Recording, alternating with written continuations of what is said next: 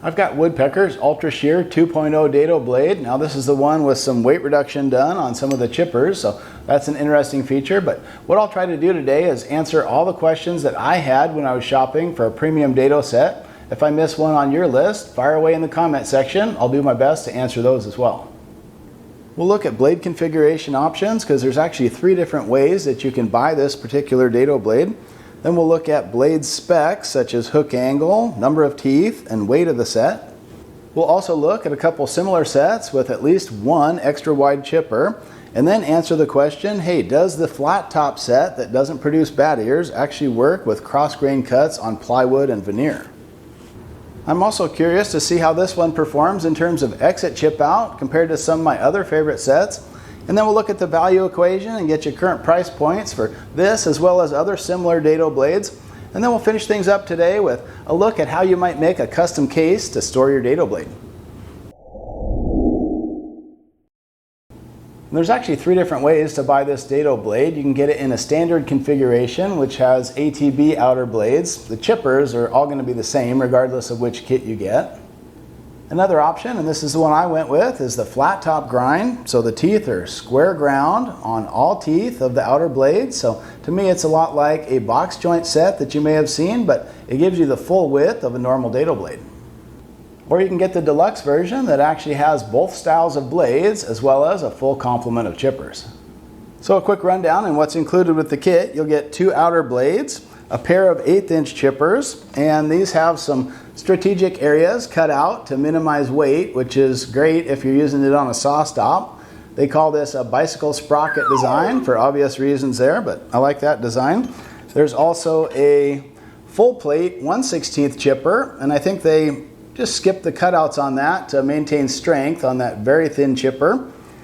And then there's a thick 1/4" chipper, so that makes this one of only 3 sets now on the market that include at least one of these extra thick chippers. There's also a magnetic shim set, which I tend to like, and there's 10, 12, and 15 thou, a pair of each on those. And then a couple accessories you might want to look at picking up are Woodpecker's dado nut. That's a handy accessory for any dado blade. And this set actually comes coated with what looks like Cosmoline, but it's actually Bow Shield T9, and the funny thing is I found the best way to remove that is just to use more Bow Shield. I started with my normal routine of WD-40 or soaking them in a blade cleaner to try to remove some of that residue, and that didn't seem to work too well, but a little elbow grease with the T9 seemed to do the trick. So this set has 24 carbide teeth on the outer blade, but what really sets it apart, I guess, is the number of teeth on each chipper. It's got 12 carbide teeth per, and that's kind of a key point that I look at. And on sets that I've tested that have at least 4 wing chippers, those start to perform quite a bit better than those with 2 wing chippers. Stepping up to 6 wing chippers, I've found there's an additional modest increase in performance. Typically when it comes to exit chip out, that looks better. But on past sets that have 12 wing chippers, I haven't noticed an extra bump in performance there. So I'm really curious to see how this set performs. But basically what you're looking at in terms of tooth geometry, the hook angle on this is what I call a plus minus. Let's take a look at that. On some dado sets, you'll notice that the hook angle is the same on the outer blades and the chipper, but on this set, it's actually a different figure. So on the outer blades, you get a -5° hook angle. That's pretty typical for any high quality dado sets. But on the chippers, it's actually a +5° hook angle. And so that does relate to exit chip out.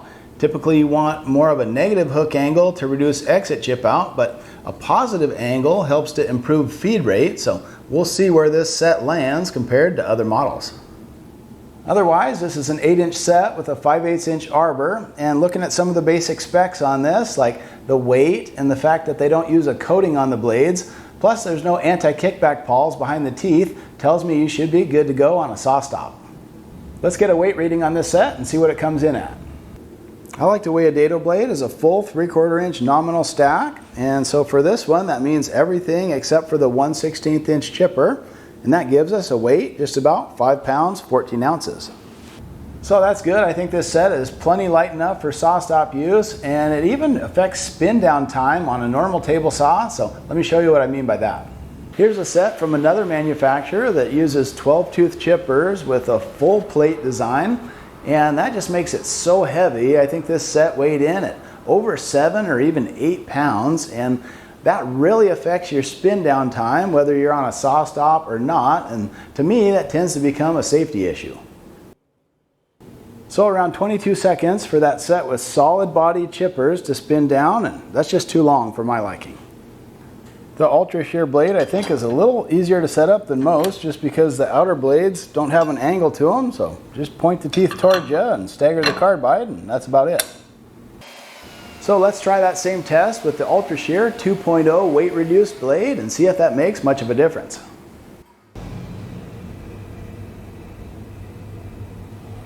Didn't make as much difference as I've seen on some other sets, but still, the quicker the better when it comes to spin down. Hey, if you like a detailed review that covers all your questions in one place, maybe even more than the manufacturer can do, sub up and stay tuned because details are basically my jam. Other ways to support and engage the Thoughtful Woodworker channel are to like a particular video or even hype it, or just drop me a comment down below. I always love hearing from you. So beyond the Ultra-Shear, are there other premium sets that also include that extra thick chipper? Yeah, there's a couple of sets that come to mind, the Saw Stop and the Infinity, so let's take a quick peek at those. The Saw Stop has a nice blow molded case, and I always like to see that, so if the case design is important for you, this Saw Stop probably had the best one that I've tested.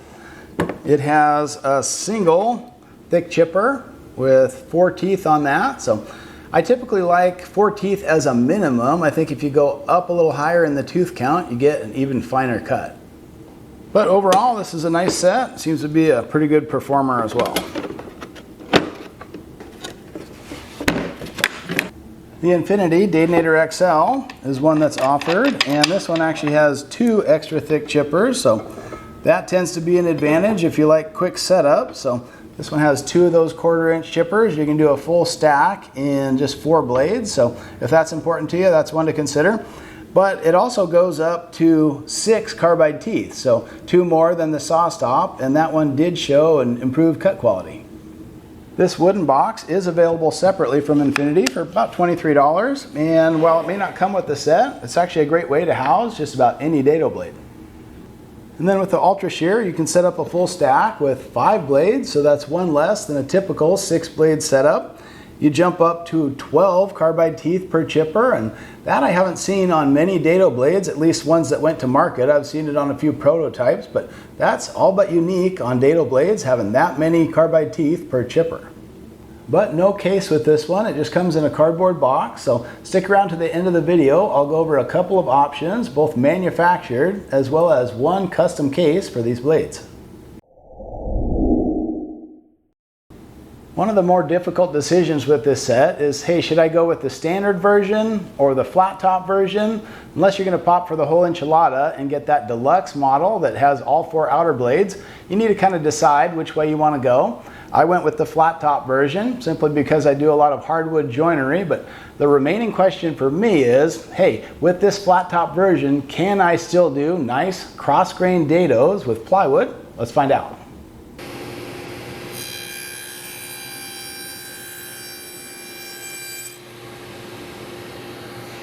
So the surface veneers on that are well protected. I don't see any lifting of the veneers, and there's no chip out at all there. There's just a tiny little splinter or 2 that would easily whisk away with your normal sanding, so that looks really good even in plywood. And it's a strange and wonderful feeling to see a dado without any barriers whatsoever.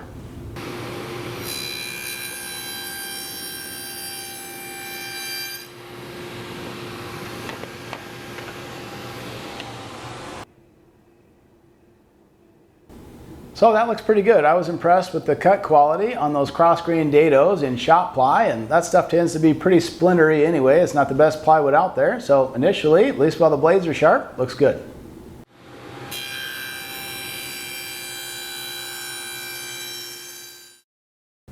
Cut quality of a groove with the grain, of course, looks really good. Very flat bottom groove, but what I always like to do is check the width of the groove compared to what it ought to be. This is a full 3/4 inch stack, and that comes in at 0.755, so even with whatever run out I have on my table saw, it's within 5/1000ths of an inch of stated spec, and that's certainly good enough for me.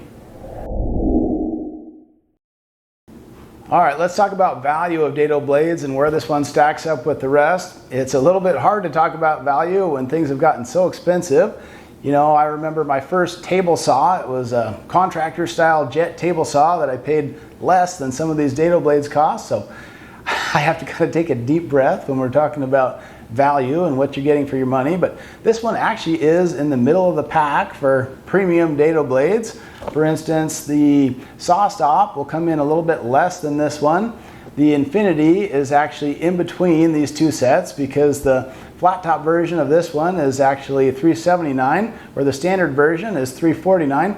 Now you jump up to the deluxe set with all 4 outer blades. It comes in at a whopping $529, but you do get some extra blades. I think in the end, and the type of woodworking I do, I'm willing to pay a little bit more for any of the sets that have this extra thick chipper. I love the fact that you have at least one of these 1/4 inch chippers, so that's a big difference for me. You know, one set that I didn't find a good value was the Forest Dado King. That one was $429, and it just had more basic 4-wing chippers, and the cut quality really didn't live up to the reputation that preceded it, so I wound up selling that blade, and I'm looking more at these ones that have this special extra thick chipper. So how does the Ultra-Shear rank in terms of exit chip out? That is how clean the cut is where the blade exits the wood.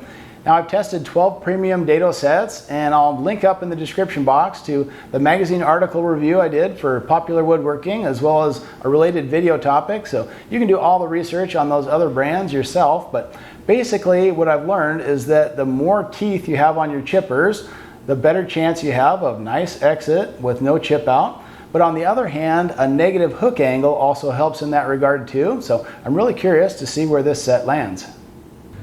All right, let's get this set up on the saw stop and see if that'll calibrate.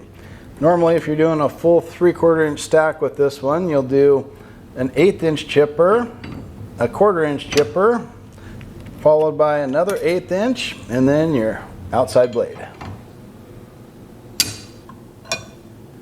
And here's where that dado nut makes sense. The washer plus nut on that are a 1-piece unit, and it's actually no taller than just the nut that comes with the saw stop. So that's kind of nice because it won't mar up your new blade set.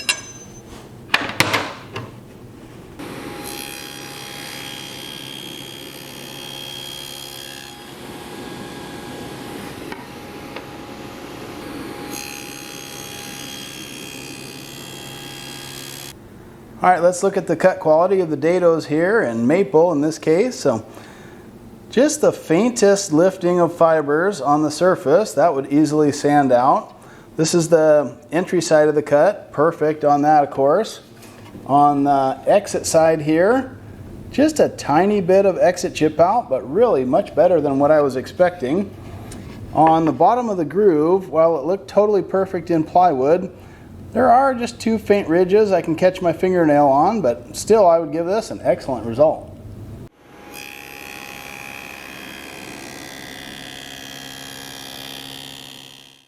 And it's interesting, the same board here with the groove now, the cut quality looks just about perfect on the bottom. It's just glassy smooth. No defects on the show side either. And the width of our groove is coming in at,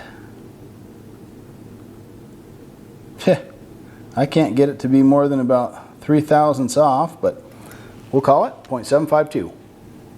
So this set gave a really nice exit to the cut with no exit chip out to speak of. I guess with 12 carbide teeth on each chipper, it stands to reason. That's over double most other sets on the market. So I guess I was just worried that the positive hook angle on the chippers would lead to some problem in that regard, but so far so good.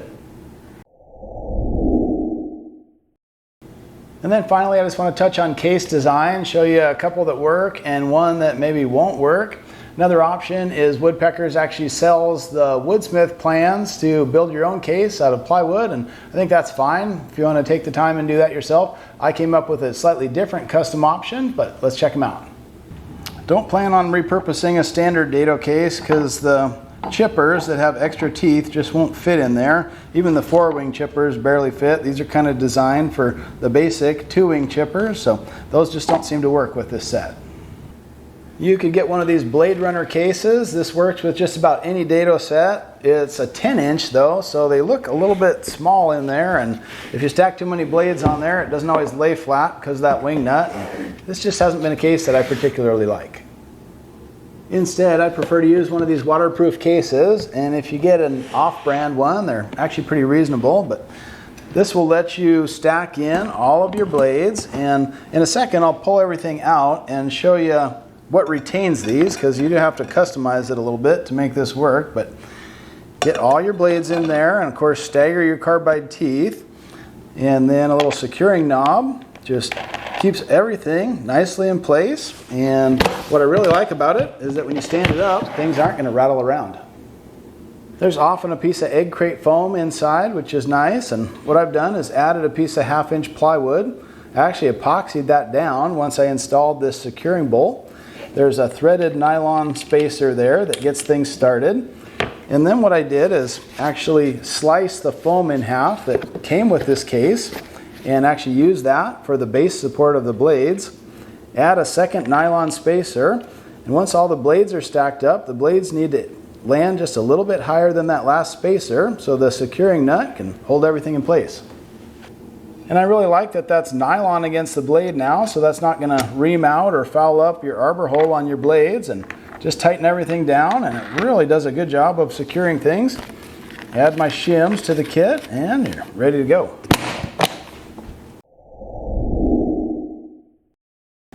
So ultimately, is this the best dado blade for you? I don't know. It probably depends on the type of work you do. I'm into hardwood joinery, so I like these premium sets that don't have much exit chip out, and they make a really clean cut. It makes a difference for the final product for me.